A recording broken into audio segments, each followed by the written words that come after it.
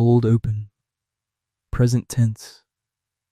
Hold one beat of silence before the first line. It's 12:10 at night, and you are sitting in a car that the bank technically still owns, in an empty lot behind a car wash in East Newark, and your hands smell like wax and cheap soap. $12 an hour. $72 today, before they take their cut. There's a receipt in your jacket pocket, not for anything you bought. You flipped it over hours ago and started writing on the back. Costs, prices, small numbers you worked out in your head between cars, scrubbing chrome you'll never own. You look at that receipt the way people look at a photograph of someone they've lost, like it means something you don't have the words for yet. Nobody ever taught you to want more than this. That's the part that will take you 20 years to understand. It wasn't that you couldn't have more. It's that no one in your entire life ever showed you the ceiling was even there. Tonight, for the first time, you can feel it. Just barely. The edge of something above your head. Let's go back to where it started. You've been carrying numbers in your head since before you understood what they were for. Your parents came to this country with $290 and a single duffel bag between them. You know the exact figure, because your mother said it out loud once at the kitchen table. When you were 8 and asked why the other kids had new backpacks in September and you had last year's with the strap sewn back on. She didn't say it like a story. She said it like a diagnosis. $290. Flat, final, and then she went back to the dishes. That was the night you learned that in your house, money wasn't something you managed, it was something you survived. Nobody sat you down to explain this. There was no lesson.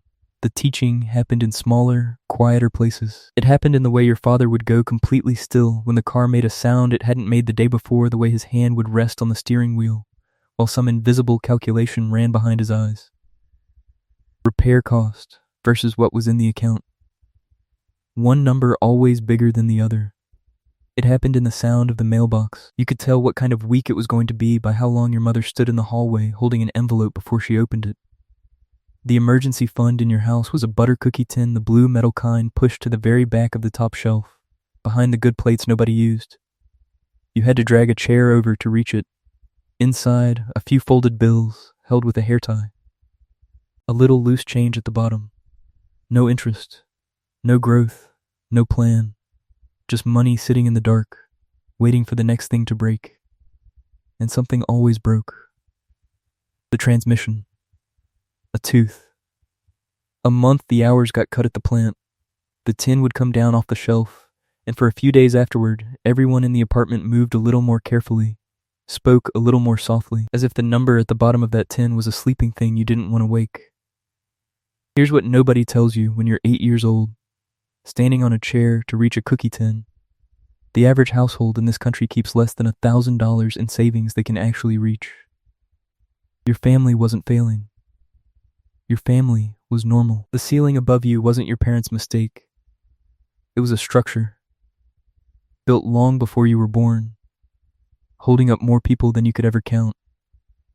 And for the first 10 years of your life, you didn't even know it was a ceiling. You thought it was just the sky. You're 19 now. You work the back line at a car wash and detail shop called Vegas, and the smell of wax has soaked so deep into your skin that you've stopped noticing it. You did the math on your first shift, the way you do the math on everything. $12 an hour, 6-hour shift, 72 before taxes, 51 after. You know that number better than you know your own birthday, but somewhere between the morning rush and the slow afternoon, you start noticing something else. The owner, a man named Victor, moves through that shop in a way that has nothing to do with working hard. He barely touches a car. He walks the lot with his hands in his pockets, and everything happens around him. And your mind, without you asking it to, starts doing the thing it's always done. You start counting. A full detail runs $140. The soap, the wax, the labor, maybe 40 of that is cost. The rest belongs to Victor, not because he's scrubbing harder than you, because he owns the thing that scrubs. You've never had a word for that before. Now you can't stop seeing it. You fold that thought into the same pocket as the receipt, next to all the other things you can't do anything with yet. And you go home, and you can't sleep, not because you're angry. Something quieter than anger. Something has been disturbed that can't be undisturbed. So at 1 a.m, on a cracked phone screen, with your roommate asleep 3 feet away, you start reading. About margins. About markups. About a woman who started a mobile detailing business out of her trunk and cleared $6,000 in her second month. You don't want to be rich. Exactly. You don't even have that word yet. You just want the thing Victor has. A thing that keeps working when you stop looking at it. So you save. $12 an hour. $51 a day. Shift after shift after shift. And you tell absolutely no one. You put $1,800 in a checking account like you're smuggling it past your own doubt, and then you spend it. A website. A logo from someone online. A business license. A batch of ads that ran for 2 weeks and brought in exactly 0 customers. $1,800 a year of skipped lunches and extra shifts gone in 19 days. You check the account on a Tuesday morning. It reads $19.40. And your chest does something specific. It's not panic. It's quieter and worse than panic. It's the feeling of having reached up as high as you could reach and having the world say absolutely nothing back. You don't tell anyone. There's no one who'd understand the size of it anyway. You go back to Vegas on Wednesday. You wax the cars. You watch Victor walk the lot with his hands in his pockets. And you do not quit. That's the part nobody ever puts in the story. Not the failing, the staying. Absorbing a loss that big, at that age, on that income, and somehow not letting it become the last sentence of who you are. You just go back. You keep reading. You keep counting. Before we go further, because what happens next is the part that actually changes everything if you've ever felt that ceiling over your own life. That quiet sense that nobody ever showed you the door out, then this channel was built for you. This is Money Lens. We tell the stories the money world doesn't say out loud. Hit subscribe and stay with this one till the end because the last 2 minutes are the whole reason I'm telling it. Now, back to the kid who didn't quit. You don't notice it turning into years. That's the thing about the long middle. It never announces itself. It just keeps being Tuesday. The bed you sleep on is a mattress you bought off a stranger for $90 and carried up 4 flights with a guy from the 3rd floor, whose name you never learned. Because there was no one else to call. You put it on the floor. A frame is next month's problem. And next month, it's the month after that. This is what the grind actually looks like. Not a montage. Not a highlight reel. A mattress on a floor and a cracked phone, and the specific, unglamorous discipline of doing the same invisible thing tomorrow that you did today with no one watching, and no one asking how it's going. And slowly, without a single conversation about it, the people start to fade. Nobody cuts you off. There's no fight. The group chat just stops saying your name. The invitations get thinner. One Sunday you realize it's been 2 months since anyone called. And the truth is simple and it's cruel. People stop reaching for someone who's never there. The social math is harder than the financial math. When you lose $1,800, at least you know the number. When you lose the people who knew you before any of this, there's no number for that. You just feel it on the quiet Friday nights, alone, reading about business structures while everyone you grew up with is somewhere you're not. You tell yourself it's fine. Some nights it even is. By 22, you're doing detailing jobs on the side, then managing bookings for 2 other guys, then building a little scheduling system so the 3 of you stop double booking cars. And people start asking about the system, so you charge for it. $200. Then $500. Then $1,200 when you finally understand that the work didn't change. The only thing that changed was what you believed it was worth. By 25, it's not a side thing anymore. It's software. A simple booking tool for small service businesses, detailers, cleaners, landscapers, the exact kind of people you grew up around. A monthly fee. A few hundred customers. You run the numbers one night and then you run them again, because the first time didn't feel real. You're clearing more in a month than your father cleared in 6. Nobody claps. There's no moment.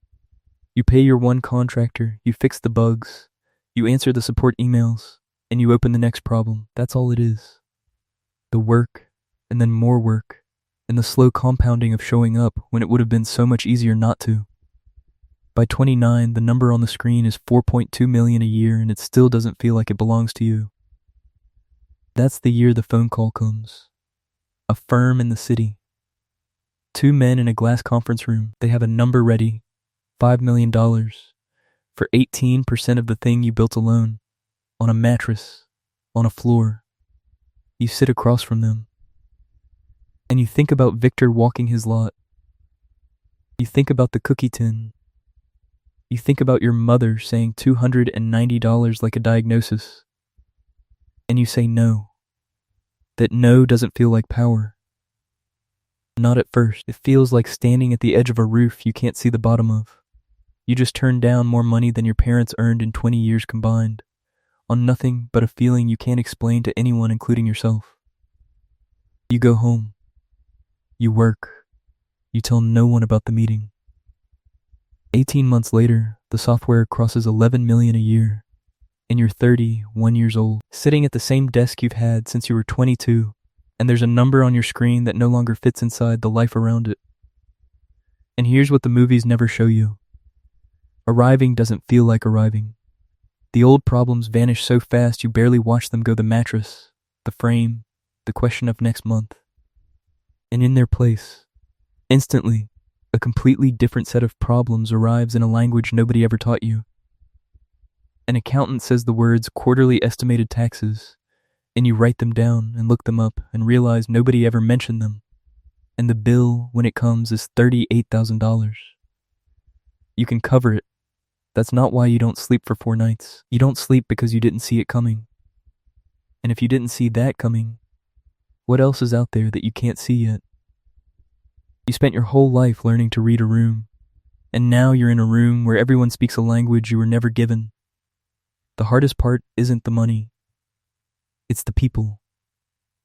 Your cousin calls on a Tuesday. Not to catch up, not exactly. There's a situation with his rent. He needs $1,900 by Friday.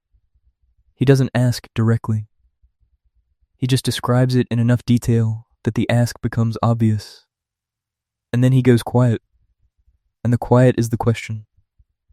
You say yes. You send it that night. And something in the architecture between you shifts. Not a fight.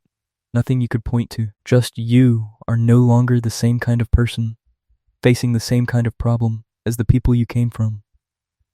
And you both feel it. And neither of you will ever say it.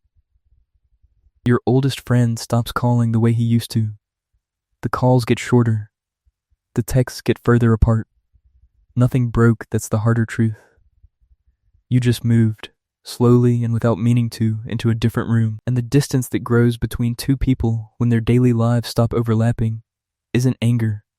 It's just distance. You go home for the holidays. Same kitchen.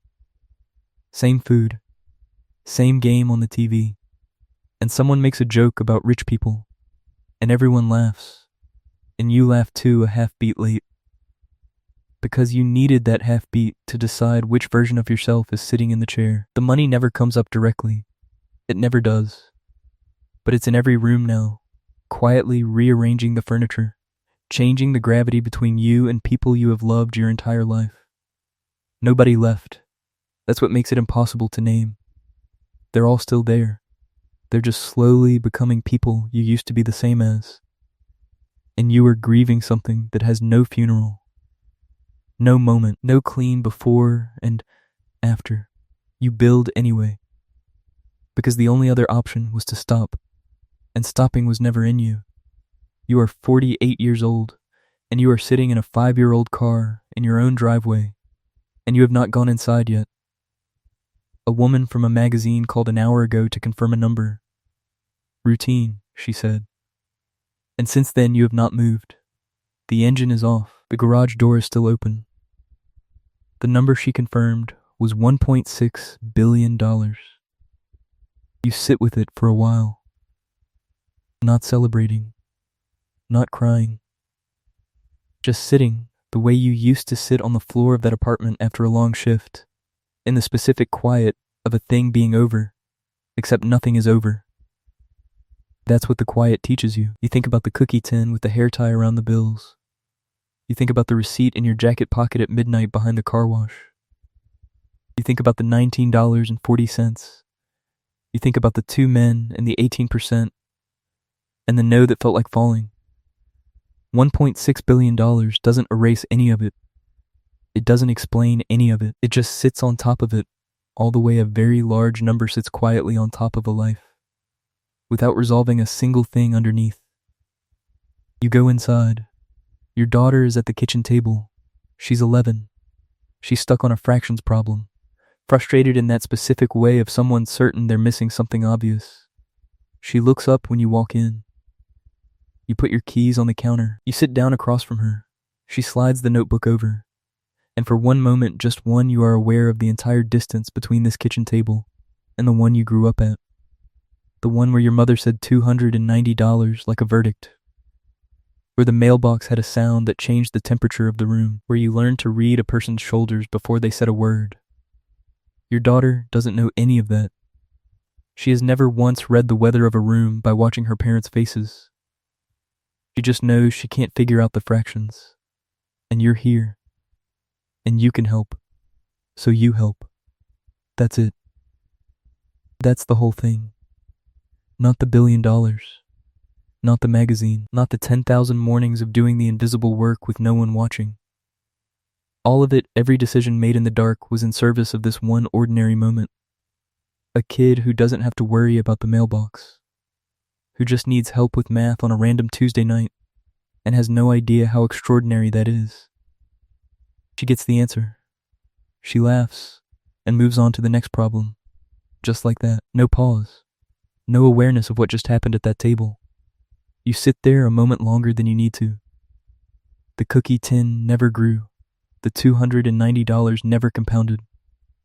That ceiling held everyone above you for generations, not because they weren't smart, not because they didn't work hard enough, but because nobody in the room ever knew the ceiling was there. You only knew because you felt it, from the inside, slowly, over years of pushing against it without even understanding that's what you were doing. So here's the only thing I'll ask you to take with you. The next time you're in a room and money feels like a wall stop, and ask yourself whether it's actually a wall or just the edge of what you were taught to expect. Because for most people, for most of history, the ceiling was never real. It was just the last place anyone ever thought to reach. This is Money Lens. We show you what the money world doesn't say out loud. If this one stayed with you, subscribe.